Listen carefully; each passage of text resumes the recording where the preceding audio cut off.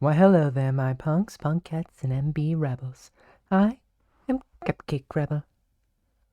And a while back I made a promise that I would be doing some more ASMR. And this time we're taking things just a little bit more seriously. Cupcake Rebel at your service with the Communist Manifesto ASMR. It should be no surprise, but I am a dirty commie, an anarcho-communist. I'm pretty sure I've mentioned that before. And so I figured, what better ASMR video to do than to read from one of my favorite books. So, brew yourself up some nice, delicious tea.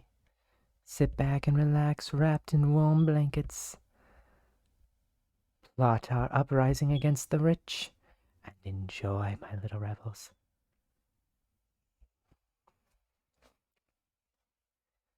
A specter is haunting Europe. The specter of communism. All the powers of old Europe have entered into a holy alliance to exorcise this specter. Pope and Tsar, Metternich and Guizot, French radicals and German police spies. Where is the party in opposition that has not been decried as communistic by its opponents in power? Where the opposition that has not hurled back the branding reproach of communism against the more advanced opposition parties, as well as against its reactionary adversaries? Two things result from this fact. 1. Communism is already acknowledged by all European powers to be itself a power. 2. It is high time that communists should openly, in the face of the whole world, publish their views, their arms, their tendencies, and meet this nursery tale of the specter of communism with a manifesto of the party itself. To this end, communists of various nationalities have assembled in London and sketched the following manifesto, to be published in English, French, German, Italian, Flemish, and Danish languages. Oh boy, here we go. Chapter 1. The Bourgeois and Proletarians. The history of all hitherto existing society is the history of class struggles. Freeman and slave, patrician and plebeian, lord and serf, guildmaster and journeyman, in a word, oppressor and oppressed, stood in constant opposition to one another, carried on an uninterrupted, now hidden, now open fight. A fight that each time ended either in a revolutionary reconstitution of society at large, or in the common ruin of the contending classes. In earlier epochs of history, we find almost everywhere a complicated arrangement of society into various orders, a manifold gradation of social rank. In ancient Rome, we have patricians, knights, plebeians, slaves. In the Middle Ages, feudal lords, vassals, guildmasters, journeymen, apprentices, serfs. In almost all of these classes, again, subordinate gradations. The modern bourgeois society that has sprouted from the ruins of feudal society has not done away with class antagonism.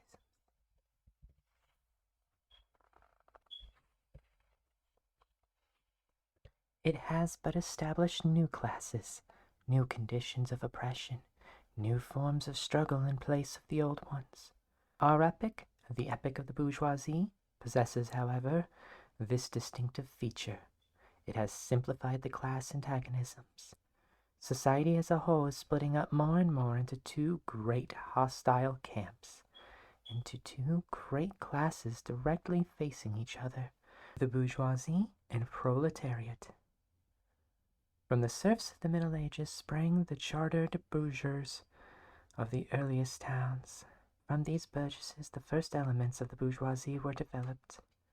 The discovery of America, the rounding of the Cape, opened up fresh ground for rising bourgeoisie. The East Indian and Chinese markets, the colonization of America, trade with the colonies, the increase in means of exchange and in commodity generally, gave to commerce, to navigation, to industry, an impulse never before known, thereby to the revolutionary element in totalitarian feudal society a rapid development. The feudal system of industry under which got a little tongue-tied. The feudal system of industry under which industrial production was monopolized by closed guilds now no longer sufficed for the growing wants of the new markets. The manufacturing system took its place. The guild masters were pushed on one side by the manufacturing middle class. Division of labor between the different corporate guilds vanished in the face of division of labor in each single workshop. Meantime, the markets kept ever growing, the demand ever rising. Even manufacture no longer sufficed. Thereupon steam and machinery revolutionized industrial production. The place of manufacture was taken by the giant, modern industry, the place of the industrial middle class by industrial millionaires, the leaders of whole industrial armies, the modern bourgeois. Modern industry has established the world market, for which discovery of America paved the way. This market has given an immense development to commerce, to navigation, to communication by land. This development has, in its turn, reacted on extension of industry, and in proportion as industry, commerce, navigation, and railways extended, in the same proportion the bourgeoisie developed, increased its capital, and pushed into the background every class handed down from the Middle Ages. We see, therefore, how the modern bourgeoisie is itself the product of a long course of development, of a series of revolutions in the most... A series of revolutions in the modes of production and of exchange.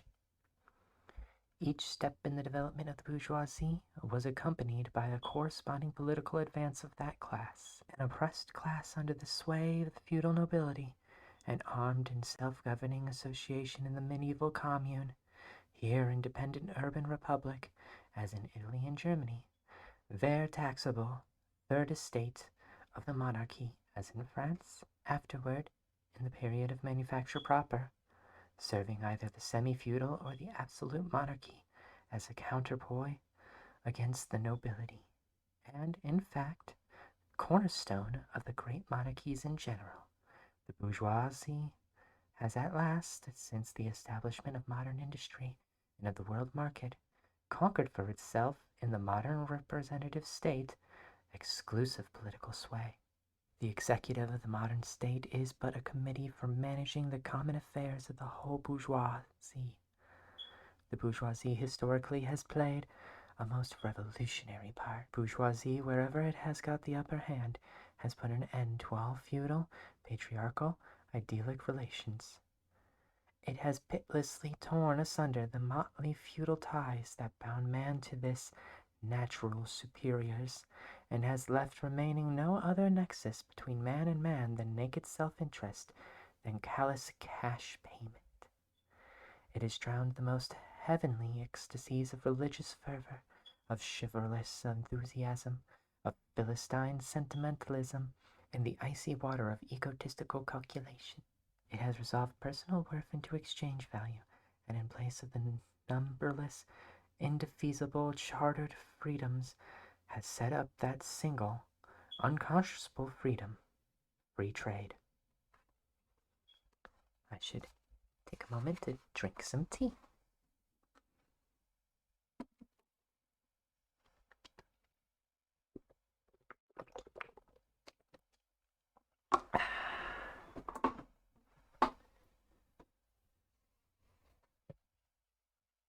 I wonder, can I mark this video as educational?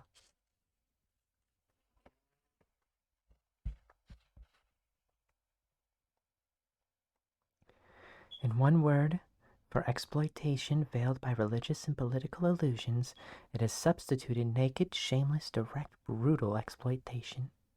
The bourgeoisie has stripped of its halo every occupation hitherto honored and looked up to with reverent awe. It has converted the physician, the lawyer, the priest, the poet, the man of science into its paid-wage laborers. Isn't that just sad? The bourgeoisie has torn away from the family its sentimental veil and has reduced the family relation to a mere money relation. The bourgeoisie has disclosed how it came to pass that the brutal display of vigor in the Middle Ages, which reactionists so much admire, found its fitting complement in the most slothful indolence. It has been the first to show what man's activity can bring about. It accomplished wonders far surpassing Egyptian pyramids, Roman aqueducts, and Gothic cathedrals. It has conducted expeditions that put in the shade of all former exoduses of nations and crusades. The bourgeoisie cannot exist without constantly revolutionizing the instrument of production, and thereby the relation of production, and with them the whole relations of society.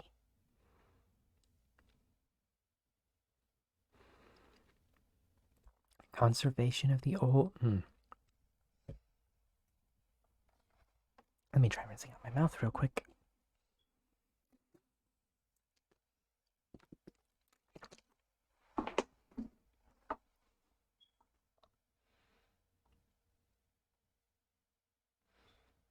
Conservation of the old modes of production in unaltered form was, on the contrary, the first condition of existence for all earlier industrial classes. Constant revolutionizing of production, uninterrupted disturbance of all social conditions, everlasting uncertainty and agitation distinguish the bourgeois epoch from all earlier ones. All fixed, fast-frozen relations, with their train of ancient and venerable prejudices and opinions, are swept away. All new-formed ones become antiquated before they can ossify. All that is solid melts into air. All that is holy is profaned, and man is at last compelled to face with sober senses his real condition of life and his relation with his kind. The need of a constantly expanding market for its product chases the bourgeoisie over the whole surface of the globe. It must nestle everywhere, settle everywhere, establish connections everywhere. The bourgeoisie has, through its exploitation of the world market, given a cosmopolitan character to production and consumption in every country. To the great chagrin of reactionists, it is drawn from under the feet of industry, national ground on which it stood. All old established national industries have been destroyed or are daily being destroyed. They are dislodged by new industries, whose introduction becomes a life and death question for all civilized nations. By industries that no longer work up indigenous raw material, but raw material drawn from the remotest zone, industries whose production are consumed not only at home, but in every quarter of the globe. In place of the old wants satisfied by the production of the country, we find new wants, requiring for their satisfaction the production of distant lands and climes. In place of the old local and national seclusion and self-sufficiency, we have intercourse in every direction, universal interdependence of nations. And as in material, so also is in Okay. And as in material, so also in intellectual production. The intellectual creations of individual nations become common property. National one-sidedness and narrow-mindedness become more and more impossible. And from the numerous national and local literatures, there arise a world literature. Ooh. Neck's getting a little stiff looking at this book. That's okay, I'll keep going. The bourgeoisie, by the rapid improvement of all instruments of production, by the immensely facilitated means of communication, draws all, even the most barbarian nations into civilization. The cheap prices of its commodities are the heavy artillery with which it batters down all Chinese walls, with which it forces the barbarians' intensely obstinate hatred of foreigners to capitulate. It should go without saying this is an old book, and obviously I don't hold all of its views as high as others. So, my apologies to any Chinese listeners. It compels all nations on pain of extinction to adopt the bourgeoisie mode of production. It compels them to introduce what it calls civilization into their midst, i.e., to become bourgeois themselves. In a world, it creates a world after its own image. Well, of course, using the term barbarian is definitely going too far. It is suffice to say that the bourgeois certainly has affected the way China is. It is a production country that we use for cheap labor, after all. So in that regard, they are right. Still, that, old sensibilities. The bourgeoisie has subjected the country to the rule of the towns. It has created enormous cities, has greatly increased the urban population as compared with the rural, and has thus rescued a considerable part of the population from the idiocy of rural life. Let's try that one again, okay? It has created enormous cities, has greatly increased the urban population as compared with the rural, and has thus rescued a considerable part of the population from the idiocy of rural life. Just as it has made the country dependent on the towns, so it has made the barbarian and semi-barbarian countries dependent on the civilized ones, nations of peasants on nations of bourgeois, the East on the West. I can't express enough that obviously the old world views of the East are not something that I much agree with. But I'm just reading this exactly as it is written. The bourgeoisie keep doing away more and more with the... Oh, page turn, sorry. The bourgeoisie keeps doing away more and more with the scattered state of the population, of the means of production and of property. It has It has agglomerated population, centralized means of production, and has concentrated property in a few hands. The necessary consequences of this was political centralization. Independent or but loosely connected provinces with separate interests, laws, governments, and systems of taxation became lumped together into one nation with one government, one code of laws, one national class interest, one frontier, and one customs tariff. The bourgeoisie during its rule of scarce 100 years has created more massive and more colossal productive forces than of all preceding generations together. Subjection of nature's forces to man, machinery, application of chemistry to industrial and agriculture, steam navigation, railways, electric telegraphs, clearing of whole continents for cultivation, canalizations of rivers, whole population conjured out of the ground. What earlier century had even a presentiment that such productive forces slumbered in the lap of social labor? We see, then, the means of production and of exchange on the foundation of which the bourgeoisie built itself up were generated in a feudal society. At a certain stage in the development of these means of production and exchange, the conditions under which feudal society produced and exchanged, the feudal organization of agriculture and manufacturing industry, in a word, the feudal relations of property became no longer compatible with the already developed productive forces. They became so many fetters, they had to be burst asunder. They were burst asunder. Into their place stepped free competition, accompanied by a social and political constitution adapted to it and by the economic and political sway of the bourgeois class. A similar movement is going on before our own eyes. Modern bourgeois society, with its relation of production, of exchange, and of property, a society that has conjured up such gigantic means of production and of exchange, is like the sorcerer who is no longer able to control the powers of the netherworld, whom he has called up by his spells. For many a decade past, the history of industry and commerce is all but the history of the revolt of modern productive forces against the modern conditions of production, against the property relations that are conditions for the existence of the bourgeoisie and of its rule. It is enough to mention that the commercial crisis, that by their periodical return put on trial, each time more threateningly, the existence of the entire bourgeois society. Gotta take another tea break. Honey, lemon, ginger.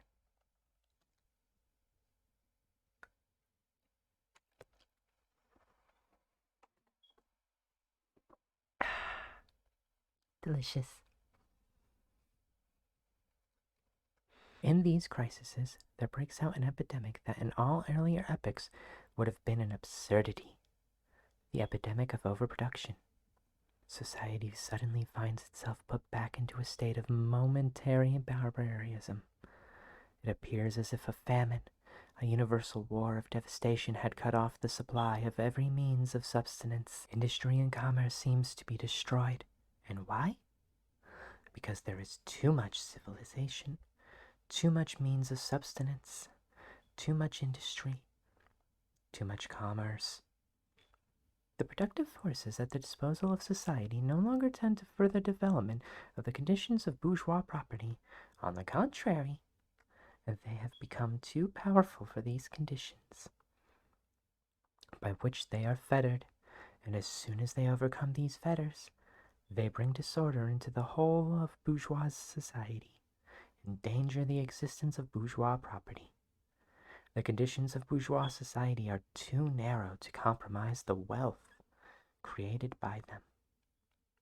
And how does the bourgeois get over these crises? On the one hand, by enforced destruction of a mass of productive forces. On the other, by the conquest of new markets and by more thorough exploitation of the old ones. That is to say, by paving the way for more extensive and more destructive crises, and by diminishing the means whereby crises are prevented.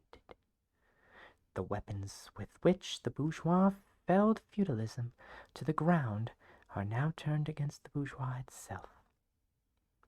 But not only has the bourgeois forged the weapons that bring death to itself, it has also called into existence the men who are to wield those weapons, the modern working class, the proletarians. In proportion to the bourgeoisie, i.e., capital, is developed, in the same proportion is the proletariat, the modern working class, developed, a class of laborers who live only as long as they find work, and who find work only as long as their labor increases capital. These laborers, who must sell themselves piecemeal, are a commodity like every other article of commerce, and are consequently exposed to all the vicissitudes of competition, to all the fluctuations of the market. 'Cause fuck capitalism. Or I guess this is why. Fuck capitalism.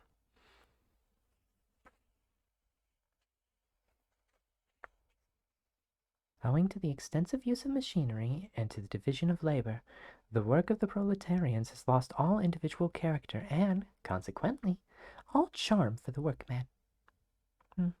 Such a shame. He becomes an appendage of the machinery, and it is only the most simple, most monotonous, and most easily acquired knack that is required of him. Hence, the cost of the production of a workman is restricted almost entirely to the means of sustenance that he requires for his maintenance and for the propagation of his race. But the price of a commodity, and therefore also of labor, is equal to its cost of production. In proportion, therefore, as the repulsiveness of the work increases, the wage decreases. Nay, more, in proportion as the use of machinery and division of labor increases, in the same proportion the burden of toil also increases, whether by prolongation of the working hours, by increase of the work exacted in a given time, or by the increased speed of the machinery, etc. Modern industry has converted the little workshop of the patriarchal master into a great factory of industrial capitalist. Masses of laborers crowded into the factory are organized like soldiers. Privates of the industrial army, they are placed under the command of a perfect hierarchy of officers and sergeants. Not only are they slaves of the bourgeois class, and of the bourgeois state. They are daily and hourly enslaved by the machine, by the overseer, and, above all, by the individual bourgeois manufacturer himself. I guess that's why we gotta rage against the machine. The more openly this despotism proclaims gain to be its end and aim, the more petty, the more hateful, and the more embittering it is. Oh, so true. The less the skill and exertion of strength implied in manual labor, in other words, the more modern industry becomes developed, the more is the labor of men suppressed by that of... Oh, superseded. Sorry. Okay, so... Again, old world sensibilities don't agree with this part. If anything, this is actually one of the very few positive things you can say. But again, I'm going to read it just as it is, just like with the China thing. But also, fuck old world sexists. The less the skill and exertion of strength implied in manual labor, in other words, the more modern industry becomes developed, the more is the labor of men superseded by that of women. Which on that point I say, girl power. Differences of age and sex no longer have any distinctive social validity for the working class. All are instruments of labor, more or less expensive to use, according to their age and sex. So I guess on one hand,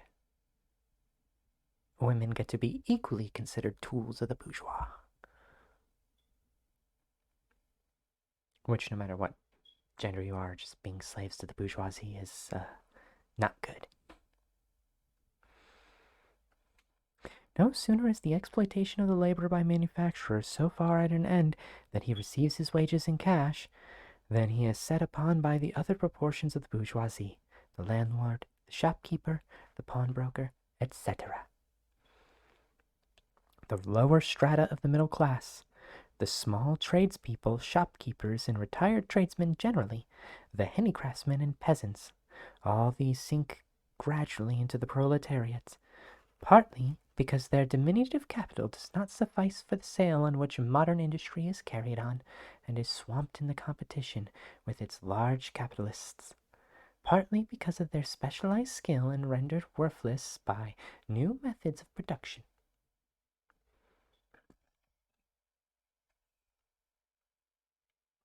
Thus, the proletariat is recruited from all classes of the population.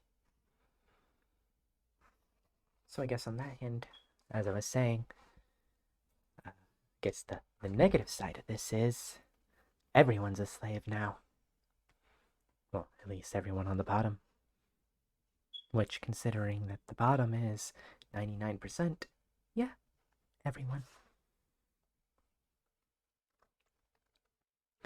The proletariat goes through various stages of development. With its birth begins its struggle with the bourgeoisie. At first, the contest is carried on by individual laborers, then by the work of people of factory, then by the operatives of one trade in one locality against the individual bourgeoisie who directly exploits them. They direct their attacks not against the bourgeois conditions of production, but against the instrument of production themselves. They destroy imported wares that compete with their labor. They smash machinery to pieces. They set factories ablaze. They seek to restore by force the vanished status of the workmen of the Middle Ages. I mean, that's a quite literal rage against the machine, wouldn't you say? Oh. More tea.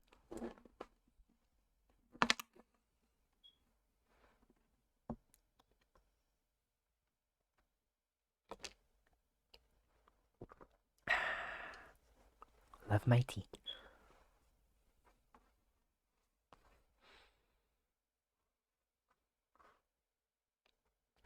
At this stage, the laborers still form an incoherent mass scattered over the whole country and broken up by their mutual competition. If anywhere they unite to form more compact bodies, this is not yet the consequence of their own active union, but of the union of the bourgeoisie, which class, in order to attain its own political ends, is compelled to set the whole proletariat in motion, and, moreover, is, for a time, yet able to do so.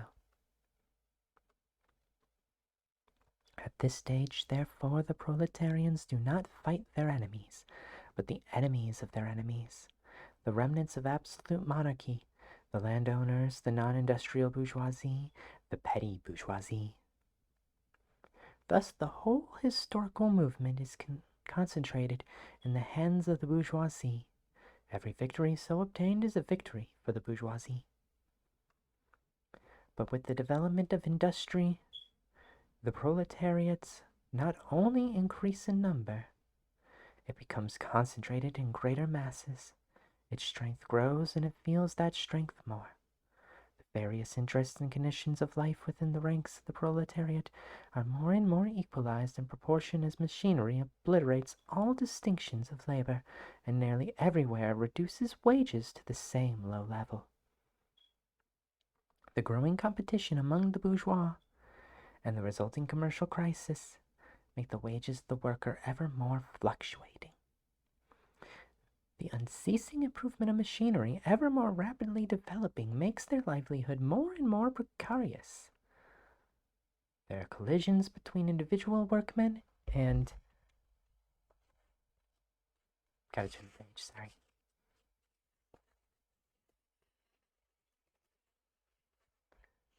Let me just start that sentence over again. With the collisions between individual workmen and individual bourgeois take more and more the character of collisions between two classes.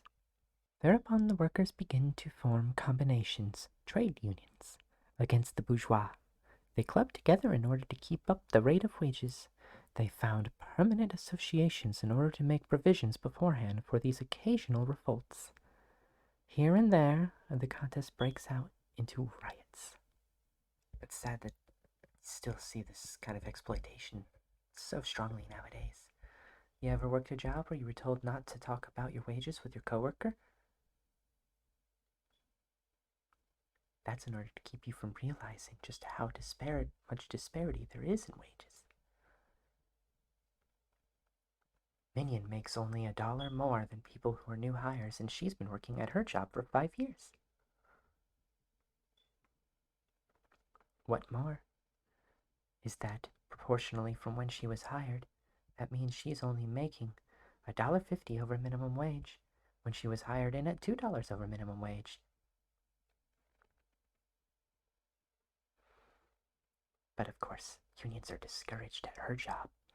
Now and then the workers are victorious, but only for a time. The real fruit of their battles lies not in the immediate result, but in the ever-expanding union of the workers. This union is helped on by the improved means of communication that are created by modern industry, and that place the workers of different localities in contact with one another. It was just this contact that was needed to centralize the numerous local struggles, all of the same character, into one national struggle between classes. But every class struggle is a political struggle, and that union, to attain which the bourgeois of the Middle Ages, with their miserable highway required centuries, the modern proletarians, thanks to railways, achieve in a few years. This organization of the proletarians into a class and consequently into a political party is continually being upset again by the competition between the workers themselves. But it ever rises up again, stronger, firmer, mightier. It compels legislative recognition of particular interests of the workers by taking advantage of the divisions among the bourgeois itself. Thus, the 10 Hours Bill in England was carried. Altogether, collisions between the classes of the old society in many ways further the course of development of the proletariat. The bourgeoisie finds itself involved in constant battle, at first with the aristocracy, later on with those portions of the bourgeoisie itself whose interests have become antagonists to the progress of industrial battles. Oh, no, I skipped a line. At first with those whose... Oh, wait, no. At first with the aristocracy, later on with those portions of the bourgeoisie itself whose interests have become antagonistic to the progress of industry, at all times with the bourgeoisie of foreign countries. In all these battles it sees itself compelled to appeal to the proletariat, to ask its help, and thus to drag it into the political arena. The bourgeoisie itself, therefore, supplies the proletariat with its own elements of political and general education. In other words, it furnishes the proletariat with weapons for fighting the bourgeoisie. Further, as we have already seen, entire sections of the ruling classes are precipitated into the proletariat by the advancement of industry, or at least threatened in the conditions of existence. These also supply the proletariat with fresh elements of enlightenment and progress.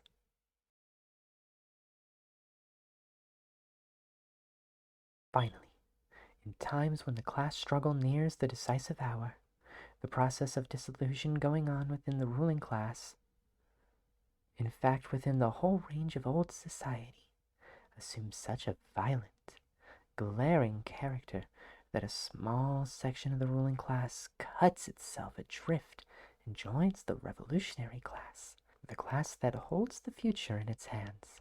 Therefore, just as, at an earlier period, a section of the nobility went over to the bourgeoisie, so now a portion of the bourgeoisie goes over to the proletariat, and in particular, a portion of the bourgeois ideologists who have raised themselves to the level of comprehending theoretically the historical movement as a whole. Of all the classes that stand face to face with the bourgeoisie today, the proletariat alone is a really revolutionary class. The other classes decay and finally disappear in the face of modern industry. The proletariat is its special and essential product. More tea.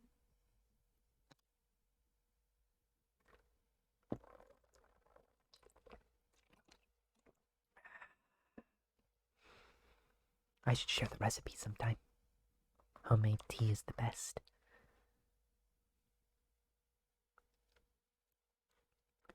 The lower middle class, the small manufacturer, the shopkeeper, the artisan, the peasant, all of these fight against the bourgeoisie to save from extinction their existence as fractions of the middle class. They are therefore not revolutionary, but conservative. Nay, more, they are reactionary. Nay, more, they are reactionary. They try to roll back the wheel of history. If by chance they are revolutionary, they are so only in a view of their impending transfer into the proletariat. They thus defend not their present, but their future interests. They desert their own standpoint to place themselves at that of the proletariat.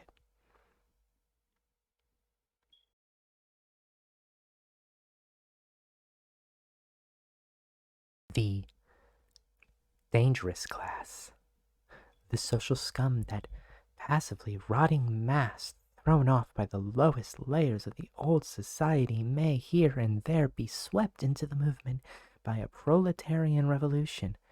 Its conditions of life, however, prepare it far more for the part of a brighted tool of reactionary intrigue.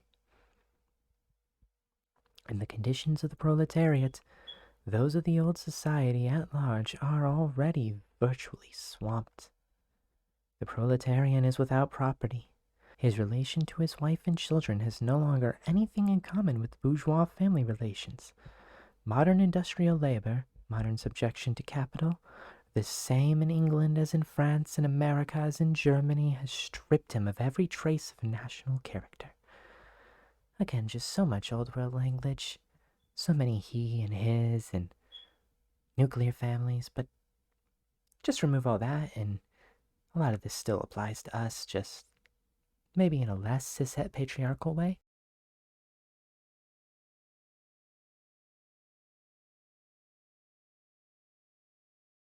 Law, morality, religion are to him so many bourgeois prejudices, behind with which lurk an ambush just as many bourgeois interests.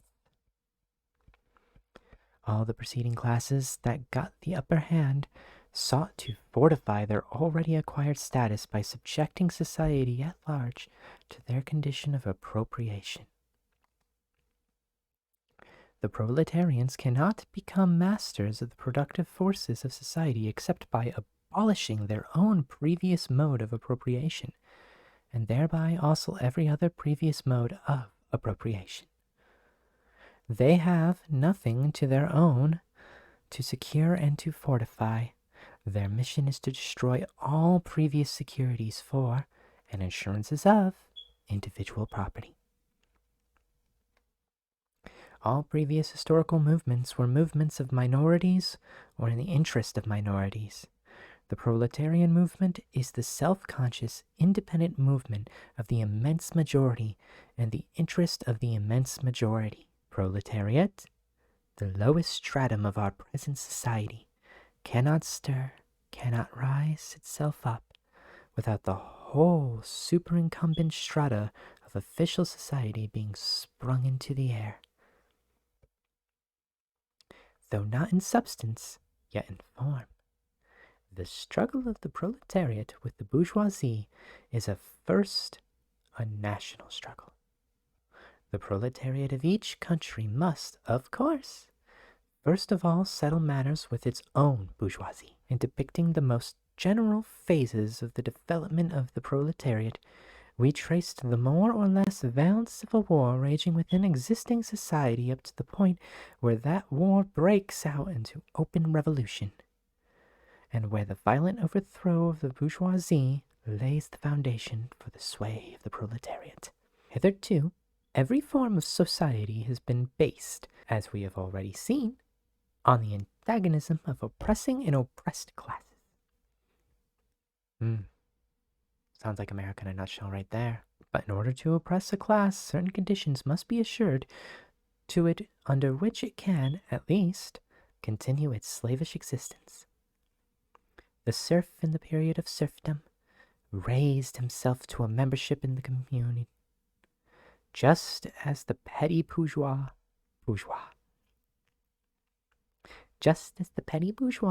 under the yoke of feudal absolutism, managed to develop into the bourgeoisie.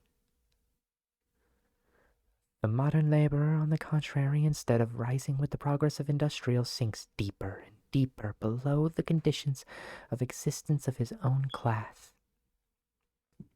He becomes a pauper, and pauperism develops more rapidly than population and wealth. And here it becomes evident that the bourgeoisie is unfit any longer to be the ruling class in society, and to impose its conditions of existence upon society is an overriding law. It is unfit to rule because it is incompetent to assure an existence to its slave within his slavery, because it cannot help letting him sink into such a state that it has to feed him instead of being fed by himself. Society can no longer live under this bourgeoisie. In other words, its existence is no longer compatible with society. The essential condition for the existence and for the sway of the bourgeois class is the formation and augmentation of capital. The condition for capital is wage labor. Wage labor rests exclusively on competition between the laborers. The advance of industry, whose involuntary promoter is the bourgeoisie, replaces the isolation of the laborers due to competition by their revolutionary combination due to association. The development of modern industry therefore cuts from under its feet the very foundation on which the bourgeoisie produces and appropriates products. What the bourgeoisie therefore produces above all are its own gravediggers. Its fall and the victory of the proletariat are equally inevitable.